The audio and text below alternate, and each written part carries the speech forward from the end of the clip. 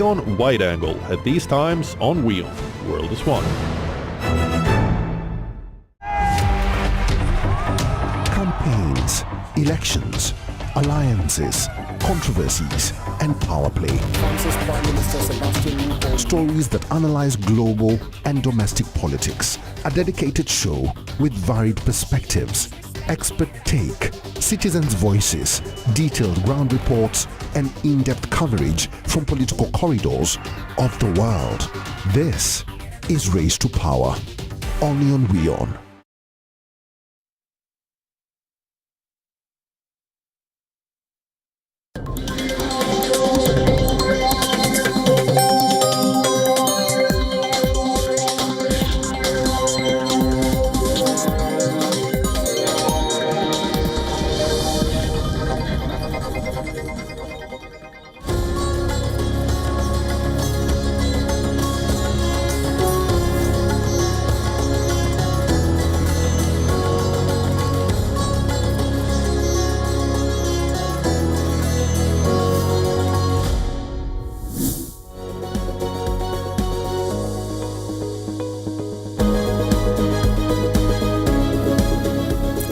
Hello and a very warm welcome. You are watching Race to Power. I'm Molly Gampir.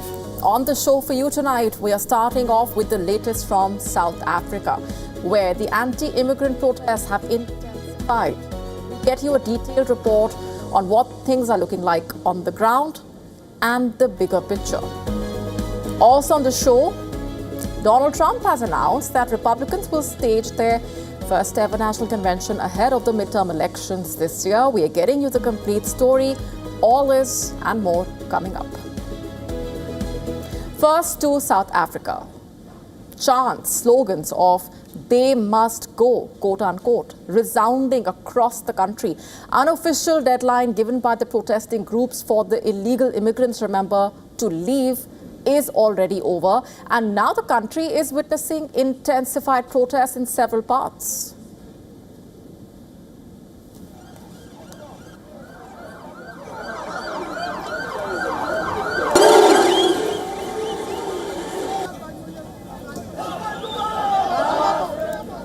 Six shields and streets on fire.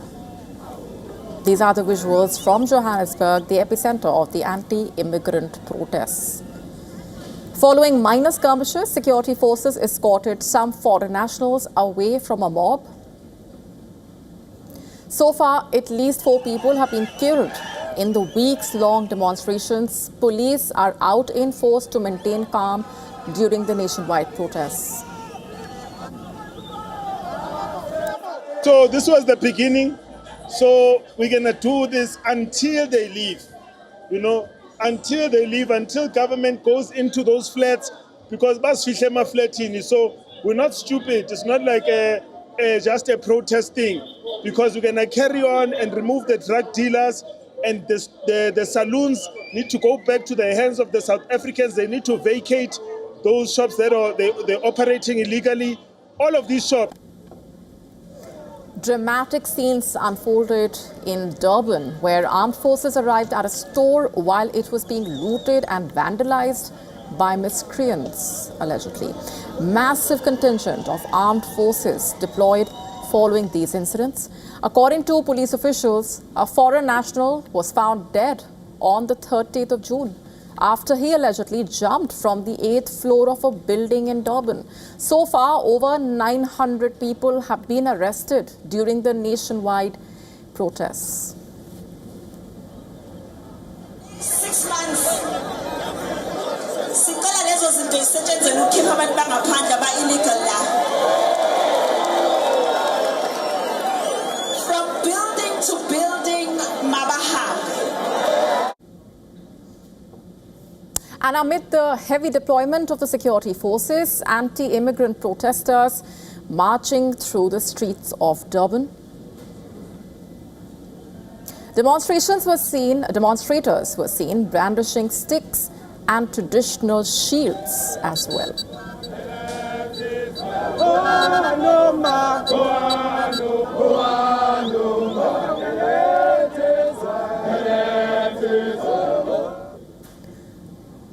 Flags and shields, remember, symbolize bravery, ancestral connection, and civic identity. In a way, they have become central instruments, in fact, in modern demonstrations.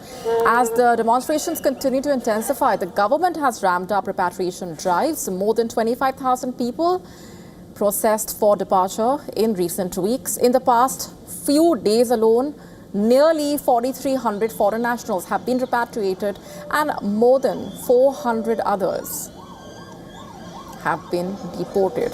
As the tensions continue to mount, Nigeria, Malawi, Ghana, Zimbabwe, Mozambique have organized voluntary repatriation flights and buses for their citizens. South Africa is battling a major job crisis, unemployment rate currently standing above 30%. The situation has directed anger towards foreign nationals. South African president, meanwhile, has warned against blaming migrants for the country's economic pain. Demonstrators argue that illegal foreign nationals are taking away their jobs and services.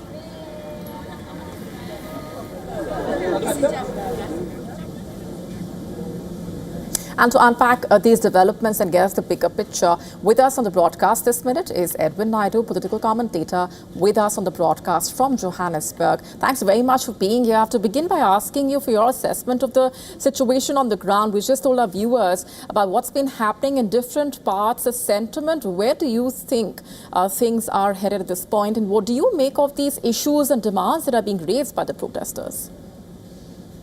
Okay. So yes, thank you. I think it's been very tense after the fact. Yesterday was the protests, and today you've seen, there's been reports of up to 900 people arrested in connection with a variety of incidents, looting of shops and break-ins of homes, etc. So there was one person also killed in a place called Alexandra, which is north of Johannesburg, near a place called Sandton. So I think, the protesters have been raising a mix of legitimate concerns and very contentious claims. I think on the legitimate side, many South Africans are frustrated. There's been persistently high unemployment, slow economic growth, crime, there's pressure on public services, and the perception that government institutions are failing to enforce immigration laws consistently. So these frustrations are real and have been building up for years. The government itself has acknowledged the need to strengthen immigration enforcement and has also increased deportations and border management measures. However, the controversial aspect, is the claim that undocumented migration is the primary cause of South Africa's socio-economic challenges. There's evidence to suggest, however, that the situation is far more complex. Statistics South Africa, which is our statistics agency, estimates that immigrants make up 5.1% of the population. So researchers and government advisory bodies have cautioned against, blaming unemployment, crime, or public service failures only to immigrants. So the protests appear to be drawing support, wide support, because they offer a clear target for public anger at a time, when many citizens feel excluded from economic opportunities. Yet there is a risk, I must say, that the issue is becoming increasingly framed as a struggle between citizens and foreign nationals rather than a broad debate about economic policy or governance and law enforcement capacity, etc. Yeah, I was just coming to that because, like you said, one part of this is about how the two should not be linked, foreign nationals and the economic pain or the job crisis. Then again, the question mark points towards the government and the authorities for failing to actually address the root causes of these issues. Certainly, we've been celebrating 32 years of democracy I think sometime in April, 27th of April. And throughout the year, you've been talking about the gains. But the reality is government has consistently failed to deliver on a broad base of things that matter to economic growth, that matter to creating opportunities. In South Africa right now, the narrative has been about widespread corruption, government leaders enriching themselves and their families. You've had the president embroiled in a controversy around money kept under the sofa, I think something like millions of dollars. And you've had cabinet embroiled in various different controversies. So you can't say that what's happening now is a consequence of just undocumented people in South Africa. I must say that people have been using the narrative, and maybe government to a degree through its lack of action in addressing foreign nationals coming into the country. There's a place called Musina. There's a Beitbridge border post, which is in the province called Limpopo, or borders Limpopo, and from Zim. And people are able to walk in, sometimes apparently without papers, and just walk in and walk past the borders. So that's how lax it's been in one area. All right. Don't want to generalize, but it can get worse probably. Right, we're leaving it there for the moment, but appreciate very much for your joining us here on the broadcast with your perspectives. Thank you. Thank you. All right, switching gears now to the United States. The upcoming midterm elections, they're already proving to be a high-stakes battle for both parties, in fact, especially for the Republicans. And now the U.S. president has announced a midterm convention, the first of its kind for the grand old party. Let's break it down. First, let's tell you what Donald Trump said, taking to the social media platform Truth Social, putting out a post. A part of it reads, I'm quoting, "Big news. For the first time ever, the Republican Party will hold a midterm convention. It will be in Dallas, Texas, one of my favorite places in the world. It will be fantastic. It has never been done before." And will be a truly historic event. We are going to celebrate the great American comeback and the incredible success of the American people who transformed our country through the America First agenda, quote unquote. That's what a part of Trump's post read. The event will be taking place in Dallas, like we said, on the 9th and 10th of September, to be precise, just 2 months in a way before the November midterm elections. The formal announcement follows a comment last month, remember, from the Republican National Committee chair, who had said that the party will hold a midterm convention before the election. The convention is expected to tout Trump's successes and once again highlight the administration and the party's America First agenda.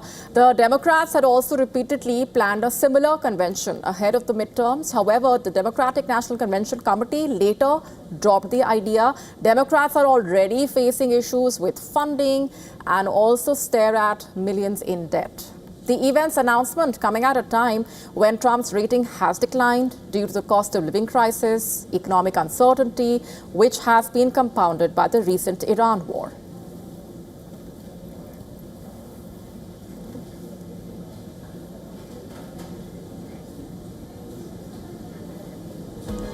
And on that note, let's bring in our correspondent, Susan Tehrani, who's been tracking those developments very closely on the ground.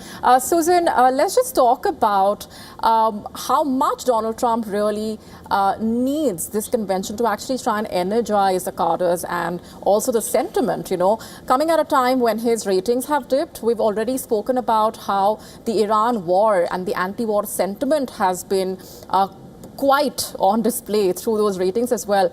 But let's also talk about the America First agenda, which he, of course, has mentioned in the post as well, and to what extent the Iran war, for example, has been questioned vis-a-vis the America First agenda, whether or not it actually pushed the agenda or actually dampened it. But overall speaking, Donald Trump, at this point, coming ahead of the midterm elections and announcing this convention, how important is it really for him?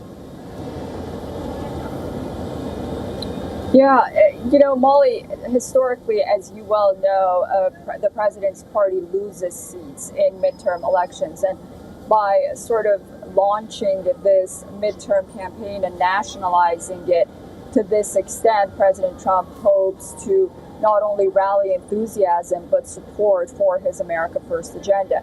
However, the problem is not only the polls and his ratings, but also he's very good at campaigning. He's a very good salesman. But this is a product that the American people have already bought for the past year and a half or so. So it's going to be very hard selling that. at a time when not only the issue of the Iran war is at the forefront regarding the America First policies, with some who had hoped that President Trump's America First policy would have been non-interventionist and isolationist. However, he framed it after the Iran war as peace through strength. And how much he can sell that during this convention is yet to be seen. But also, he ran on the economy, he ran on high prices and inflation. And the cost of living for the average American really, at this point, is higher than it was previously before he became president. So that's also going to be a very, very hard ticket to sell to the American people. But nonetheless, these campaigns are where he's very comfortable at. His party is very comfortable at. They're definitely going to be fanfare around it. But to what extent it'll be effective, again, because there's so much disunity when it comes to his policies, notably regarding the Iran war, well, that we'll have to wait and see. Indeed, we're leaving it there for the moment. Thanks very much, Susan. Meanwhile, the Democratic Party witnessing a major shift in the United States. Socialist candidate Manny Rutanel has won the primary in Colorado's 8th congressional district and will be facing the Republican candidate Gabe Evans in the general election. Meanwhile, the Republicans are fast drawing a parallel linking Rutanel to New York Democrat Zohran Mamdani over similar policy positions. The Republicans, in fact, point to an ideological overlap between the two on issues like taxation, healthcare expansion, and government intervention in social policy. In fact, Rutanel has campaigned on expanding social programs, protecting Medicaid and Social Security, and tackling housing costs as well. He has also been a strong critic of President Trump's immigration and economic policies. Meanwhile, Democratic Socialists Melad Kairos, who defeated the 15-term U.S. Representative Diana Deggett in Colorado's Democratic congressional primary, celebrated the victory with the supporters in Denver. I want to take a moment to acknowledge Congresswoman Diana Deggett. I am grateful for her service and her fight for reproductive freedom. She helped build a community that welcomed my family to this city and to this district, and I'll always be grateful for that. Just for perspective, Colorado's 8th district is one of the most closely contested seats in the U.S. Republican. Gabe Evans, in fact, won the last election by less than 1%. Democrats now see the seat as a key opportunity to cut the Republican majority in the House. The latest results further cement the Mamdani-led socialist shift in a way within the Democratic Party.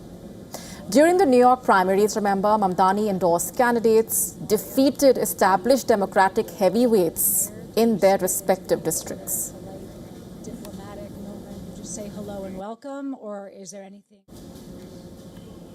Switching gears now, the Chinese Communist Party celebrating its 105th anniversary. The milestone coming as the party's total membership has now crossed 101 million. When it was founded in the year 1921, the Chinese Communist Party had just over 50 members. And to celebrate this achievement, the top brass of the CPC assembled at the Great Hall of the People in Beijing. The country's president and the party's general secretary, Xi Jinping, was also present.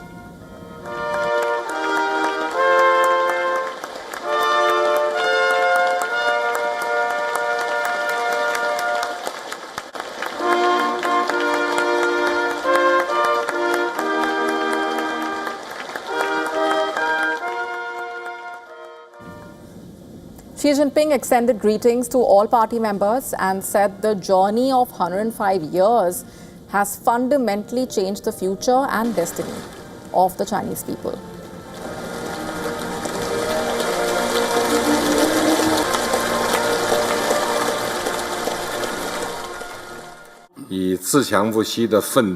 Today, under the party's leadership, the Chinese people are advancing Chinese modernization, creating a new form of human advancement and expanding the pathways for developing countries to achieve modernization.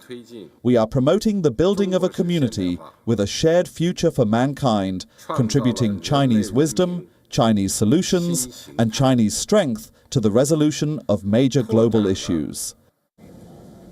Xi Jinping also reaffirmed his stance on Taiwan. The Chinese president vowed to advance Taiwan's reunification. He called it a historic mission to which the CCP remains committed. Resolving the Taiwan question and achieving the complete reunification of the motherland is a historic mission to which our party remains committed and a shared aspiration of all the sons and daughters of the Chinese nation. And as the party celebrates the historic milestone, reports suggest that nearly 30% of its members are aged 61 or older. This is the highest share in at least 5 years, up from just under 29% in the year 2024. At the same time, the proportion of members aged 35 and below has fallen. It now stands at 22%, down from nearly a quarter in 2021. This data point has also raised concerns about oligarchy. And in fact, the Chinese Communist Party has ironclad control, remember, over the country's wealth. The control spans from private firms to natural resources. The party asserting this control via regulatory oversight, mixed ownership reform and financing.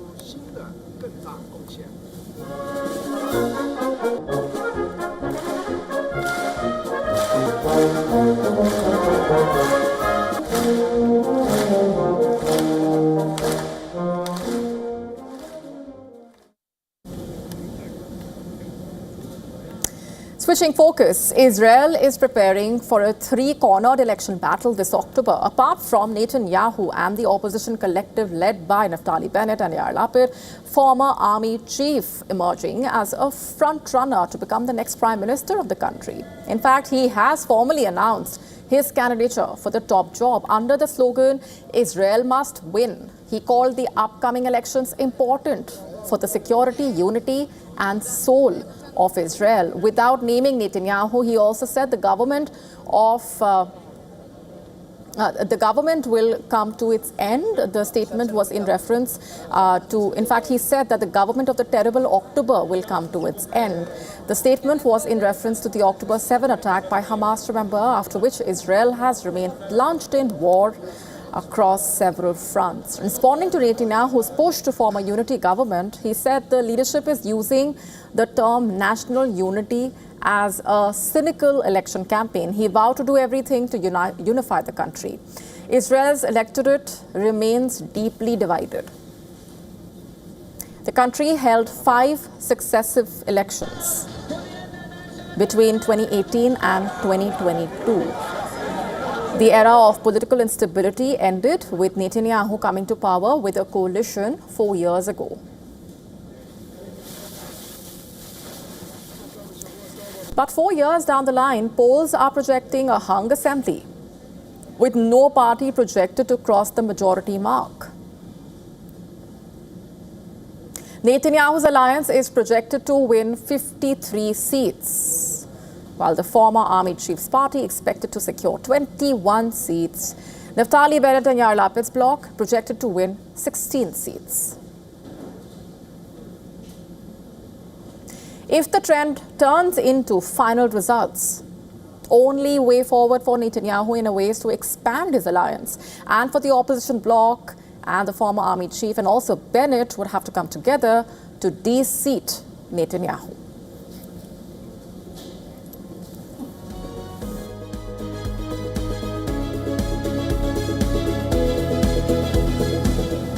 With that, it's a wrap on this edition right here. But here's a reminder to our viewers in India, you can watch all the 2026 FIFA World Cup matches on Z5. The 1966 champions England will take on the Democratic Republic of Congo in the round of 32 today. You can tune in and catch all the action live. Thanks for watching.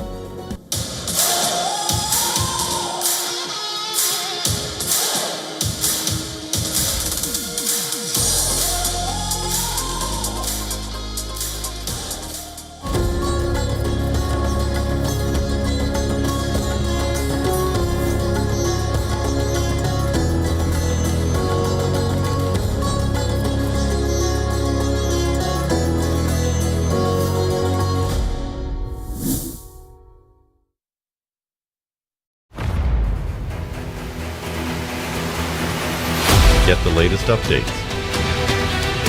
Breaking news. Credible, clear, continuous. Experts across aisles. Diverse voices, one platform.